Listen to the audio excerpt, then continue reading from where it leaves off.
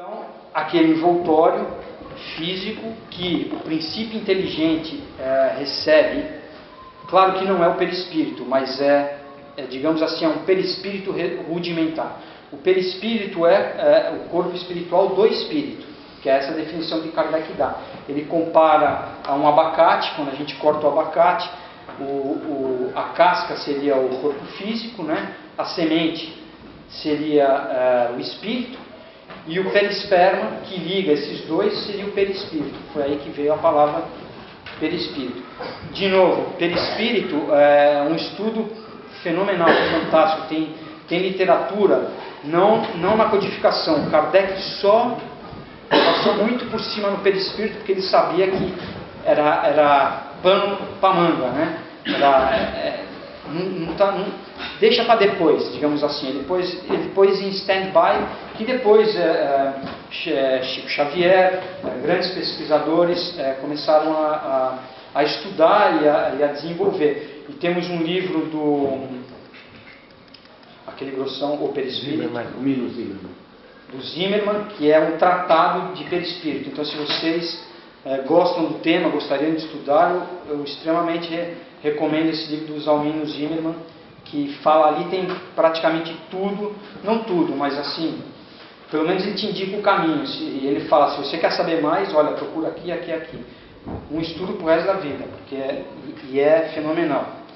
Então, do espírito, no livro dos espíritos eles falam que é envoltório por uma substância, é o espírito, né? Vaporosa para ti, mas ainda bastante grosseira para nós. Suficientemente vaporosa, entretanto, para que ele possa elevar-se na atmosfera e transportar-se para onde quiser. De novo, isso aqui é só uma introdução, tá? Que nem a gente está estudando hoje com a audição, com a visão, depende do nosso nível. Então não pense você que quando você morrer você vai poder dar os rolês que você quer por aí, não. Você não vai poder ir para Saturno, Urano, Netuno, não funciona assim. É vaporoso, mas a casca ainda é grossa, sabe? A gente não vai conseguir sair voando por aí. Tudo depende da nossa evolução. Os espíritos mais evoluídos já têm o perispírito bem fininho. Os espíritos puros, eles têm perispírito. Eles se confundem até com o espírito, mas tem perispírito. Essa é uma coisa que eu acho assim também muito importante, porque é uma questão, né? A gente vai ficar sem perispírito um dia quando a gente evoluir? E a resposta é não. O espírito sempre vai ter o perispírito, só que ele vai ser tão rarefeito, tão diáfano, que ele vai se confundir. E é tipo óbvio, né? Porque o espírito não é matéria, e o espírito precisa da matéria para interagir na matéria, né?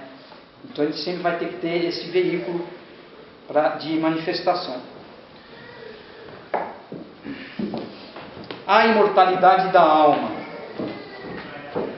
Kardec também aqui ele pôs alma, mas Kardec também faz uma diferenciação em alma e espírito, né?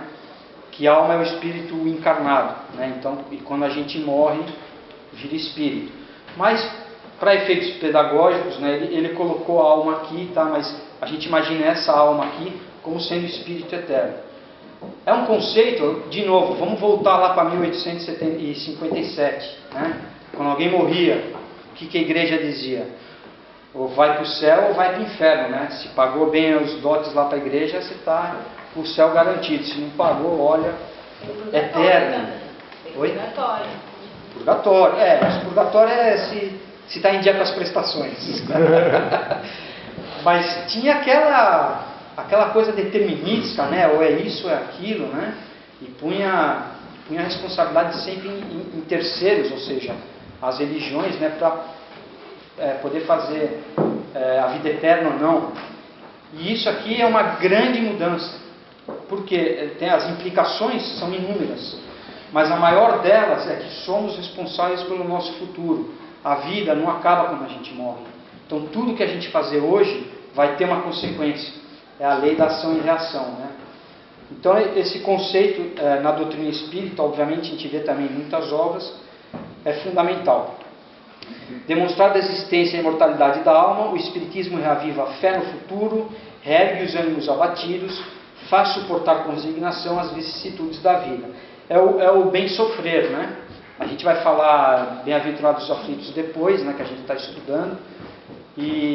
Mas estamos num planeta de provas e expiações, né, gente? Não pode esquecer isso, né? Mas se a gente sabe que estamos aqui de passagem, todas essas provas vão ser mais fáceis se a gente acredita na vida futura, se a gente sente a vida futura, se a gente vive a vida do Espírito. É uma diferença enorme no nosso ser, né? No nosso agora. Evolução e perfeição.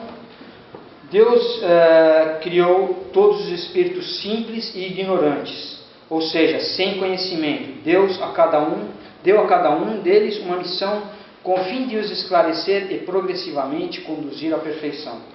De novo, né, quando o espírito foi criado, a gente começa tudo igual. E através do nosso livre-arbítrio, das nossas escolhas, a gente vai avançando mais uns, avançando mais outros.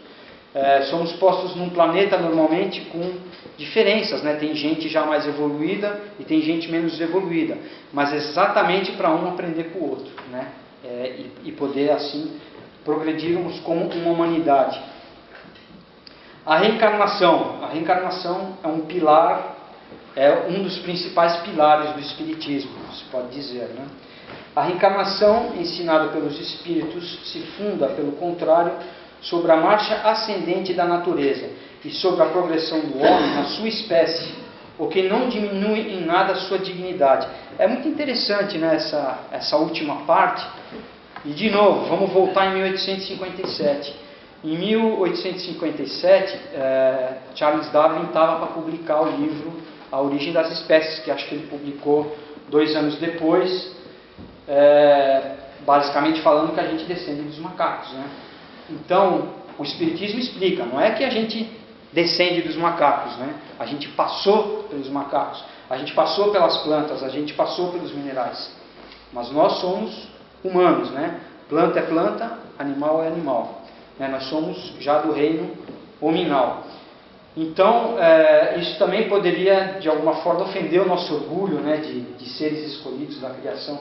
Ele fala, não, tudo tem uma evolução, tudo se encadeia na natureza. Estamos todos ligados.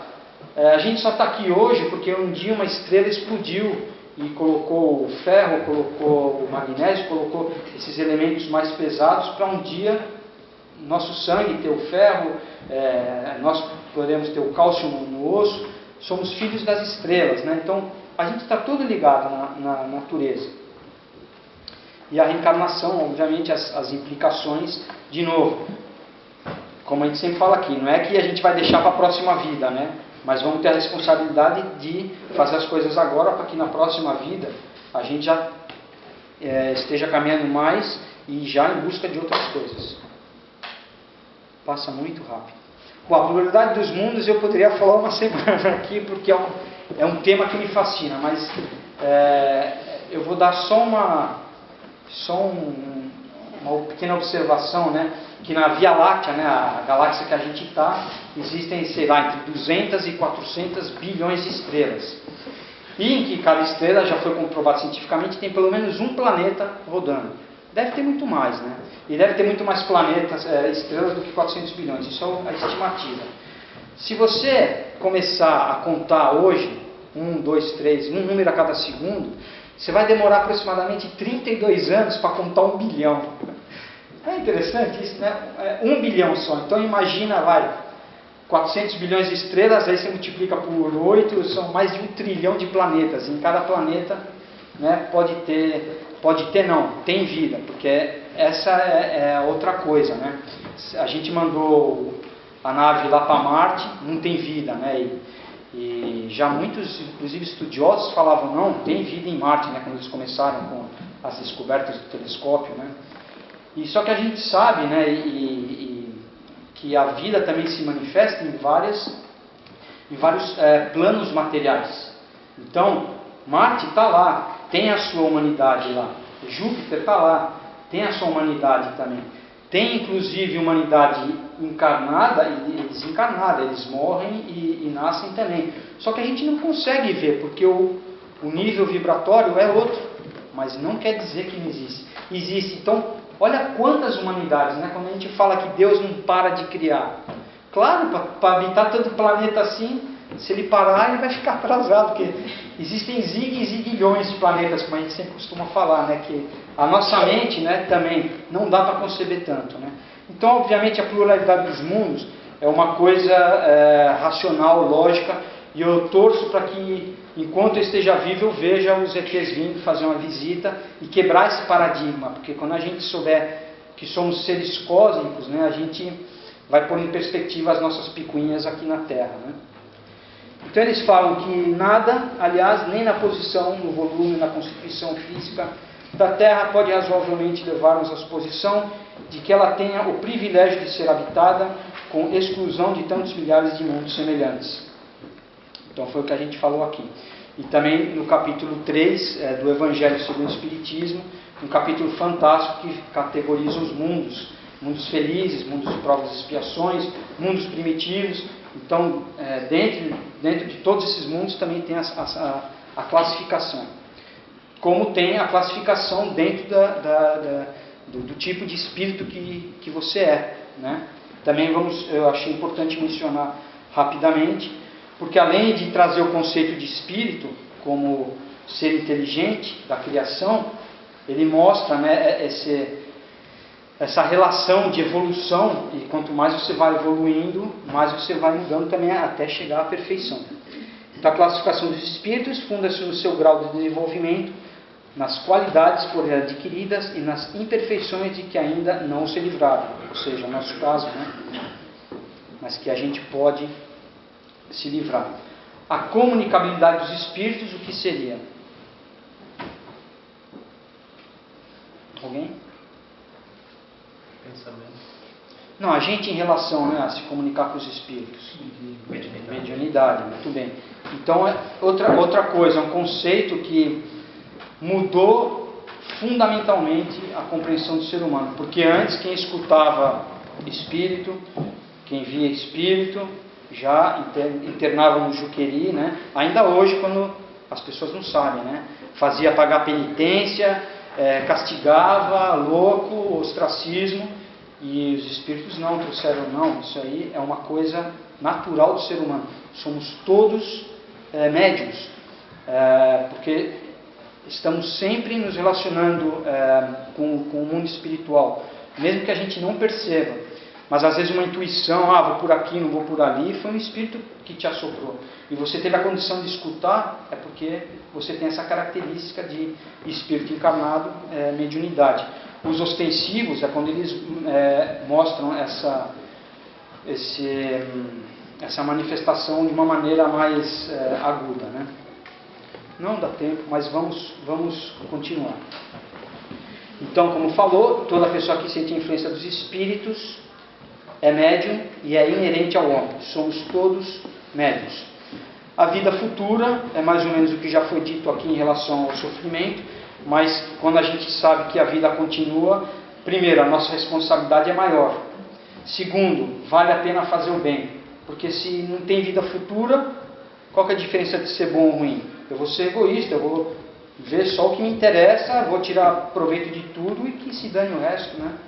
Então não, esse conhecimento vai fazer a gente mudar sensivelmente como a gente vê o mundo. And last not least, Jesus. Jesus, eu achei muito importante também colocar, porque claro, né, como viam Jesus em 1857 e como o Espiritismo apresentou Jesus para a gente, né? Eles falam que Jesus é o guia e modelo para toda a humanidade. É a doutrina que ensinou e exemplificou, e a doutrina, né? Que ensinou e exemplificou é a expressão mais pura da lei de Deus. A moral do Cristo, contida no Evangelho, é o roteiro para a evolução segura de todos os homens, e a sua prática é a solução para todos os problemas humanos e o objetivo a ser atingido pela humanidade. Que alívio, né? Porque eu, particularmente, quando eu imagino Jesus, né, vamos pensar em Jesus e tal, ele está sempre gargalhando, ele está sempre rindo, ele está sempre feliz. Talvez rindo da minha inferioridade, ainda não descobri, mas como a gente viu hoje aqui, as músicas celestes, né, as belezas da natureza, as belezas dos mundos. Jesus já passou por tudo isso. Então ele sabe, né? Ele fala, a felicidade não é desse mundo, né? Então ele mostra esse caminho e é de novo, e é libertador essa visão.